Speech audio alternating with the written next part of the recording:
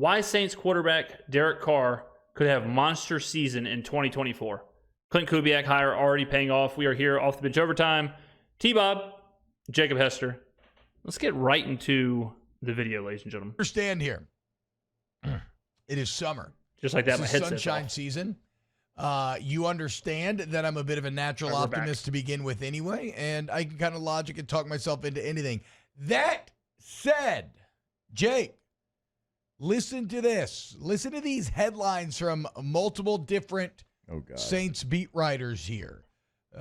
Because I'm starting to get a little excited there you go. For this offense and for Derek Carr. And I don't care if I'm an idiot, okay? Man, shouts to T-Bob. So the shirt, Dead and Company. So that's John Mayer. It's like a Grateful Dead cover band, basically, but John Mayer.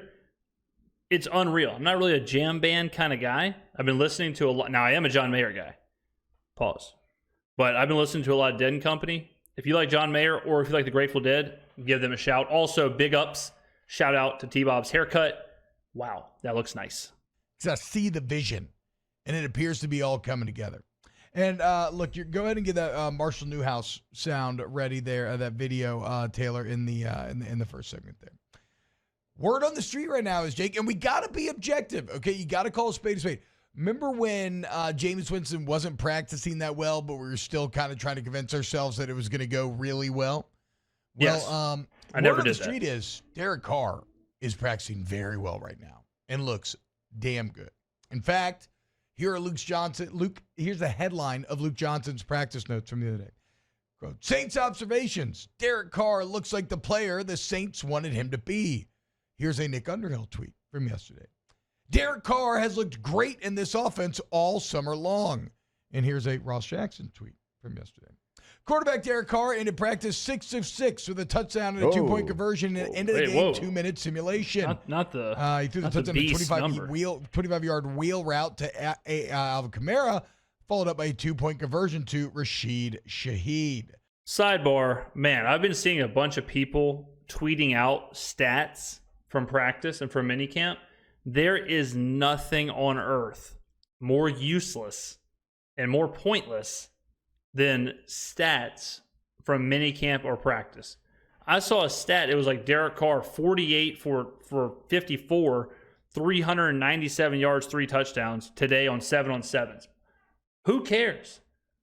Who cares about, if you're seeing, I didn't want to blast anybody on Twitter, but like we're doing minicamp stats. Who's counting the yards? Are they counting the yards by themselves? Because I know there's not like a box score. So are they sitting there like running up and down the sidelines trying to calculate the yards? So if you see that stuff on Twitter, I'm telling you right now, ladies and gentlemen, doesn't mean anything. This is not in the tweet. Interestingly, in that two-minute drill that they ran into the game, they're down 5. They got to go score to win. The 6-6, 3 targets to Taysom. Who are they down 5 to? What does that mean? 2-minute drill down 5 to who? The staff? The people just like cutting the grass or something? Like who the hell is up 5? What's the score? Who's the other team? They're down 5. What does that mean? It's did they have a halftime show? Who performed? Taysom Hill. And reportedly from reading about practice, Taysom Hill running a lot of routes out of the backfield. You can feel it. The Kubiaking intensifying. Yes. Somewhere out there, Mickey Loomis gum smacking is intensifying as well as he's getting ready for a massive I told you so if Derek Carr actually ends up being good. And, Jake, lest you say T-Bob, Klint Kubiak cannot solve everything, you are an idiot. I don't wholly disagree with you on the latter part, but on the former, there's a very smart outside of football voice that has added to the Kubiak chorus. Here is Marshall Newhouse on the Mina Kimes pod. They're talking about the Saints X Factor, and they actually say it's Talisi Fuanga. But listen to what Marshall has to say about Kubiak and how he can help the Saints team. Am going offensive line for the New Orleans Saints. And I'm going with the guy that they took in the first round this year. I'm doing another rookie here, and that's Talisa Fuanga, who is finally, we got one. Fuanga is making the move from right tackle to left tackle. I have questions about that. I know you've watched Fuanga. Like, how do you feel about him making that move, and why did you choose him along with me as being like the X factor for this team? The move from right tackle to left tackle was downplayed a little too much. It's a difficult transition, especially for a rookie, but he went to just an incredible situation. And in the past, I wouldn't have said that in New Orleans particularly. So I'm excited about this pick. I also think it cannot be overstated that the signing of Klint Kubiak is going to be huge. We know all this. I've been saying this for 8 months. Like, this is one of those things where I've been sitting here day in and day out, and I've been saying the same thing. Hey, guys, the Klint Kubiak hire is a bigger deal than people think. Hey, guys, like, we really might need to give some credit to the front office for cleaning house and bringing in all these new ideas. Hey, guys, like, the fact that we're changing schemes for the first time in 20 years, like, big deal. And I'm looking around, and all these other channels are doing is saying, Derek Carr sucks. Dennis Allen, bad coach, me no likey. That's all they're saying. And now that we are finally seeing all this taking place, what are they doing? They're just saying the same stuff we've been saying for 3 months. They've been saying, wow, now that I'm seeing it at minicamp, maybe Derek Carr can be an okay quarterback. Maybe it's okay if Derek Carr, maybe there is a chance that Derek Carr is like the 14th, 15th best quarterback in the NFL. Maybe that's okay. Hey, now that I'm seeing all this, have y'all noticed that Klint Kubiak's the offensive coordinator, not Pete Carmichael? Yeah, we noticed that here 4 months ago. So, we're 3.5 minutes. We're 3.5 minutes into this video, and I feel like I'm just listening to a highlight of what we've said for the last 90 days. Tell me something new. Arbitrage. Give me something to react to. Situations, because over the course of an average 60 to 70 offensive snaps, the amount of times that you just give a defensive end, an edge rusher, a pure one-on-one pass rush, the more times you can decrease that in creative ways in the flow of your offense, the better you'll be, especially when there's a mismatch or you have a young guy or a guy who's switching positions. Bro, that is exactly what we have been saying about Kubiak, and hopefully the difference between what Pete Carmichael running with, he was running. Like, if Trevor Penning sucks, here's a tip. Don't constantly leave him on an island against an elite edge rusher. And that's exactly like, I found it very validating to hear an 11-year vet, Super Bowl champ in Marshall Newhouse, an outside voice echoing the same exact kind of positive spin stuff that we have been here in-house in terms of what's like the best case scenario with a Klint Kubiak and how do you make people look better. So the Saints are going to win 10 games. They're going to win the NFC South, and they're going to make the playoffs. There you go. I feel it in my bones, my loins, and Derek Carr's going to have a great year. I mean, it's an easy algorithm. It's an easy algorithm. What was the biggest problem last year? Personnel, play calls, like all of that. Stagnant scheme. We didn't score on the opening possession of games. Like, the list can go on and on and on and on. We fixed all that, theoretically. We fixed all that. So if that's the problem, then it would be easy to deduce that, well, yeah, they could be okay. And then a lot of people are like, yeah, but Carr sucks.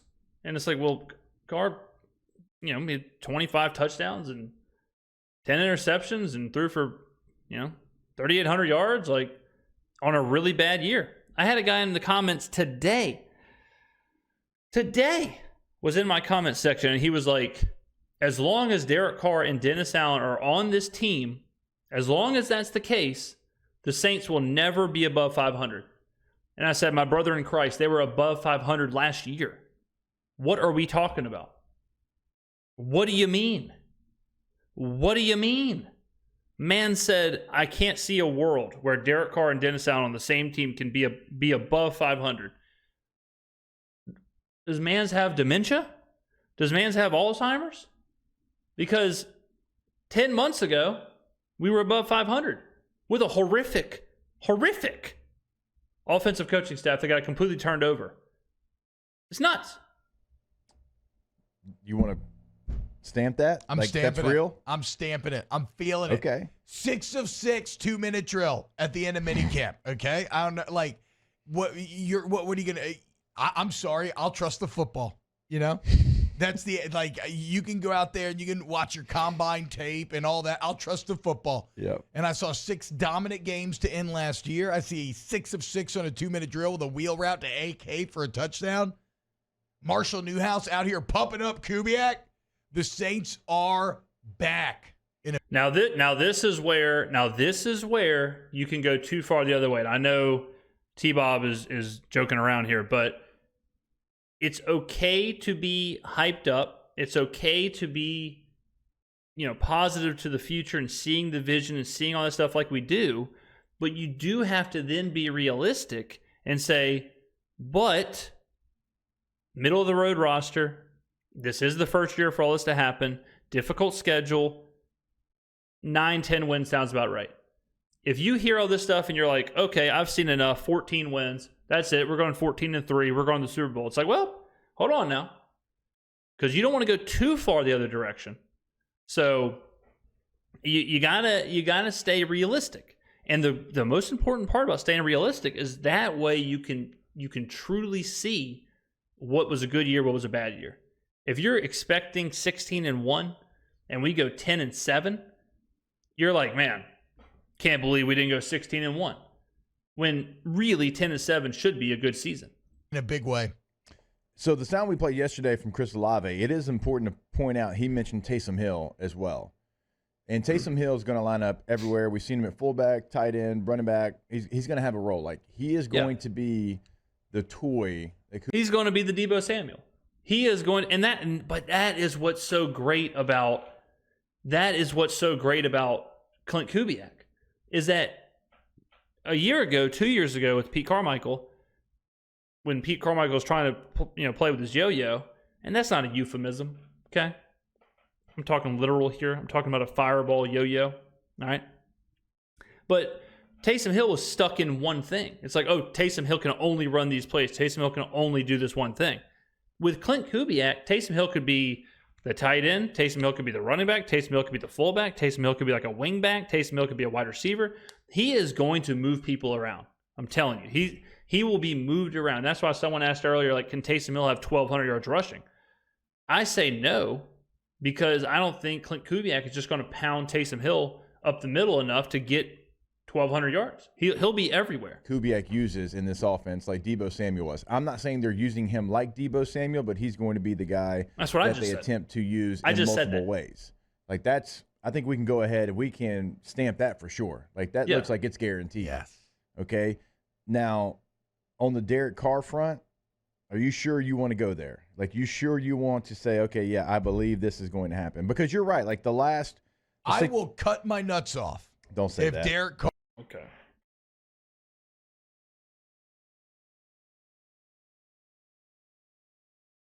What are we doing here, T-Bob? What's going on here? This is a family show. Carr is not a top 12 quarterback at the end of this football season. 7-11 on June 13th. This will be timestamped. Hell yeah. Hell yeah. 6. There you go. Yeah. Tiger droppings. Have fun with that one. Okay? I've survived one bet. I have one hanging in the air, which is a guarantee. Florida would have to win the SEC. And now Derek Carr is going to be a top 12 quarterback easily. But that's funny. Like, that's that, and that is what I've been saying. Like, the people who are like, well, what about Carr? And it's like, T-Bob needs, in order to save T-Bob's marble bag. I didn't think I'd be saying that today. In order to save T-Bob's marble bag, Derek Carr has to be pretty average. We're talking 12th? We're talking top 12? That's it? For the Hebert family jewels to be safe and sound? Like, okay. It's not like we're sitting here saying he's going to be a top 5 guy or an MVP candidate. We're talking about top 12. Like, very doable. Very doable. Can I get a... And you know what else is kind of funny about this? We're paying... Don't look at me like that, Jacob. We're paying Derek Carr to be the 12th best quarterback because he's getting 12th best quarterback money. So it all the puzzle pieces fit perfectly.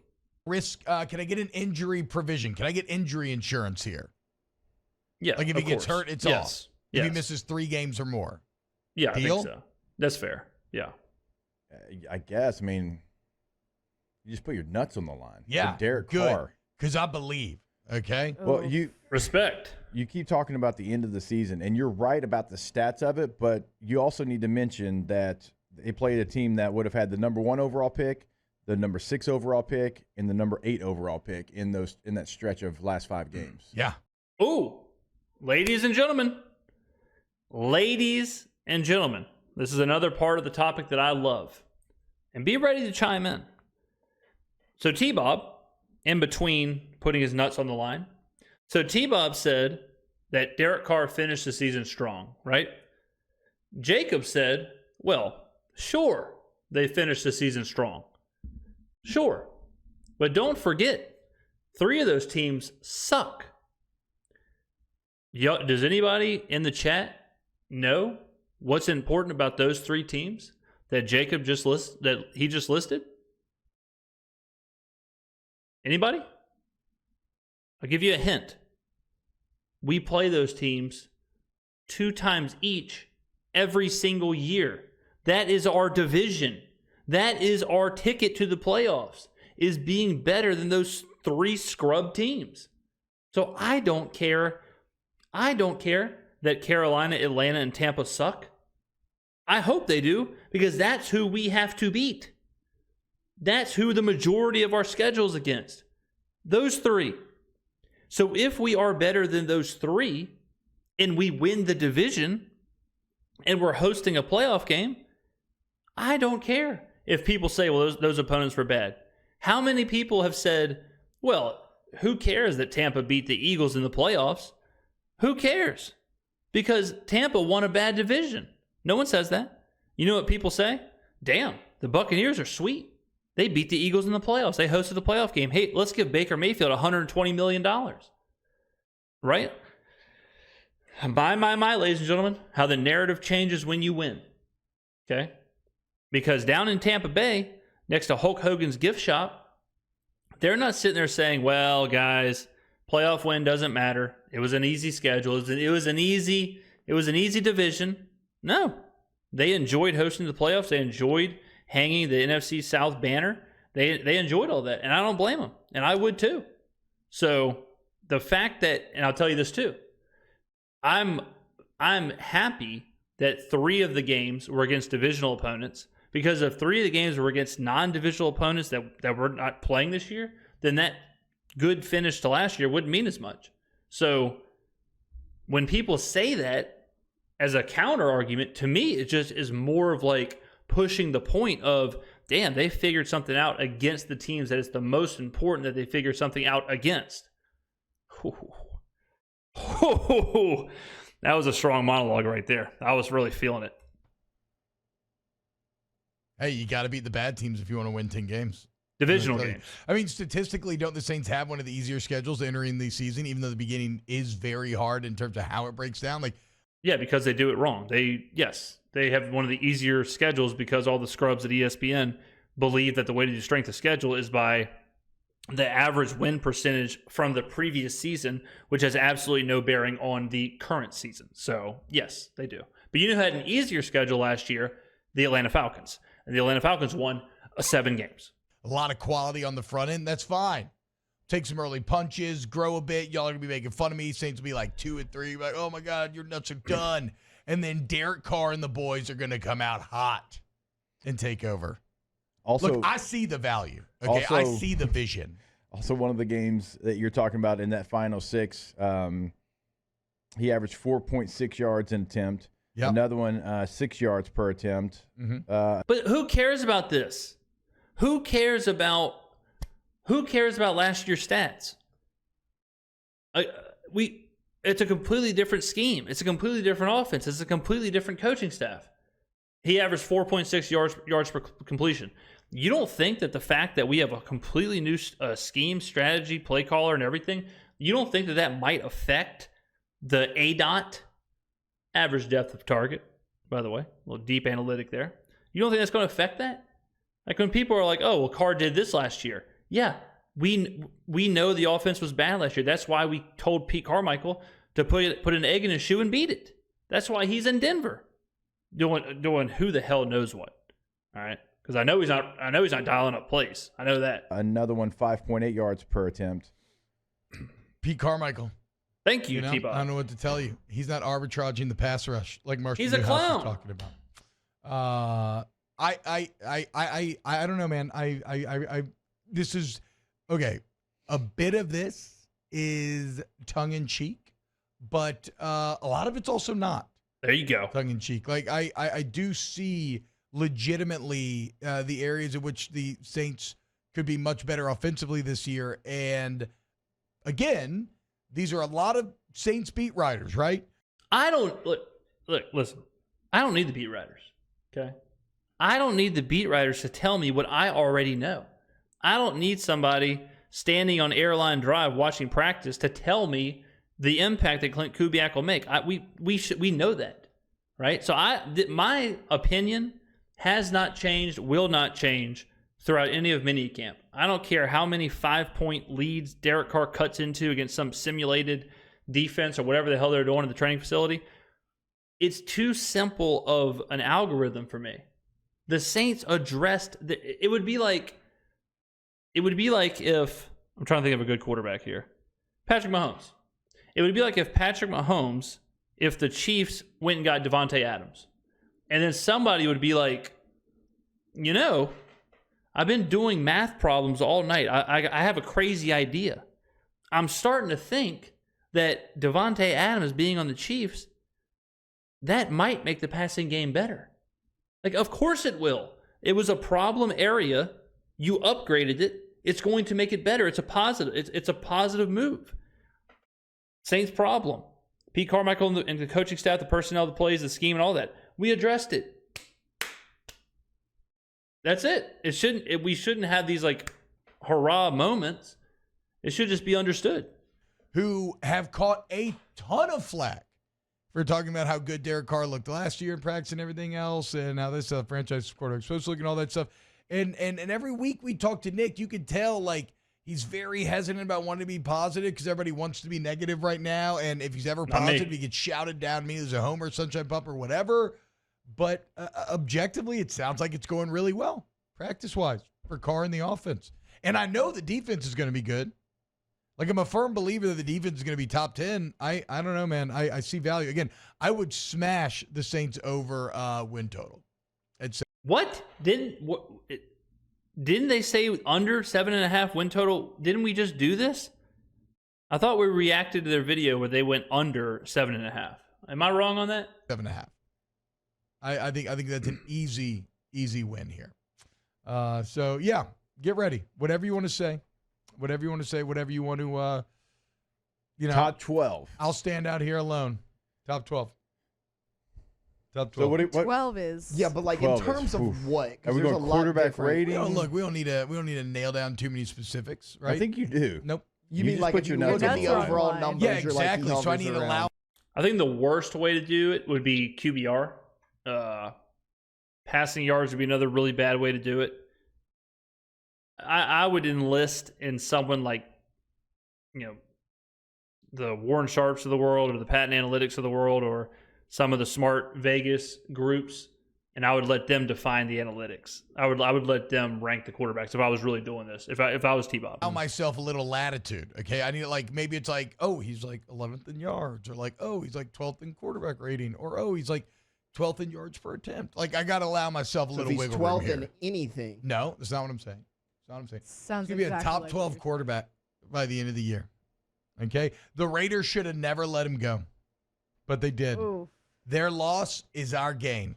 And he may felt used, but with this with Kubes in town, it's looking like a new car lining up for the New Orleans Saints this fall. There you go.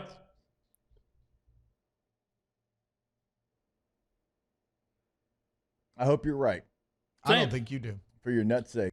You know what's interesting is that and that's why, ladies and gentlemen, that's why we stick to what's real. Because like T-Bob says, it's cool to be negative right now. No one wants to be positive. When you stick with the truth, when you stick with the numbers, the data, you're breaking things down, when you're sticking from I just think this is real and the true thing. I'm not trying to do some insane bit with $100 million in Taylor Swift CDs or whatever Moscano was doing the last time we did this show. when you're just sticking to what's real, you don't have to worry about the perception. Just stick to what, and that's what we do here. I stick to what I really think is going to happen. I'm never going to be uber positive just to be uber positive. I'm never going to be negative just to be negative. I don't think you do. I don't think you want me to be right because your hate of Derek Carr has blinded you. It is not a hate. It is when he got signed last offseason, I took a step back and I just looked at who he's been in his career. He's had highs and he's had lows, and the lows were more recent than the highs. And you looked at who the Saints had offensively, you kind of looked at the system, and I said, this is not going to go well. And it didn't. Now, he finished strong. Congrats to him. And But was it because of Carr or was it because of the system? again, I do hope that he is really good, because when the Saints are good, that's better for us here on this show. I don't think you do. You love Kirk O'Chains too much. Well, I mean, Kirk Cousins is the far better quarterback. You love Kirk O'Chains too much. You're going to be a Falcons fan I don't think he's that much better. I think he's better, but I don't think he's that much better. this fall. I see I had Cousins at 14, and I had Carr at 17. So all the elements. No, at there's only play one here. person in here that's ever been a Falcons fan, and that is you, sir. Yeah, that's true. I was a massive Falcons fan growing up.